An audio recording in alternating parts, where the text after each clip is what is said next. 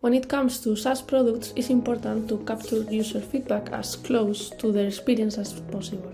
And that's why we built our widget. By seamlessly integrating the widget, the product companies can now capture real-time feedback very quick.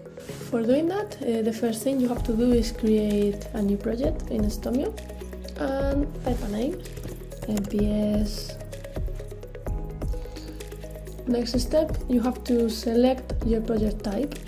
You have these 3 project types available in Stomio: beta product, surveys, and feedback. For this one, we will be choosing survey. Here is where you want to select where you want to engage with your users, via Stomio or in your app. In this case, we will be choosing in your app. We will select NPS, this one, and voila. Now our project is created. The second step is deploy the widget into your application. For that, you will need to provide your engineering team a couple of keys: the beta token and workspace secret key. You will find this information under dev info. Secret key is workspace level and is the same for all your projects. Project token is different and unique per project, and you have to activate it to reveal the code. With these 2 pieces of information, your engineering team is ready to start working.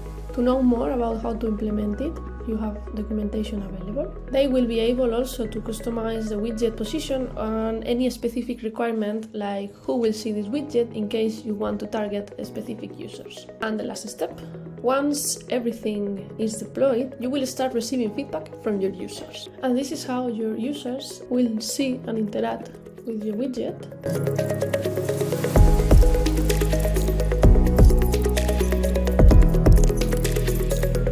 Now it's time for you to analyze the results. As you see, you can see the answer, both of them, via Stomio. See you in the next one.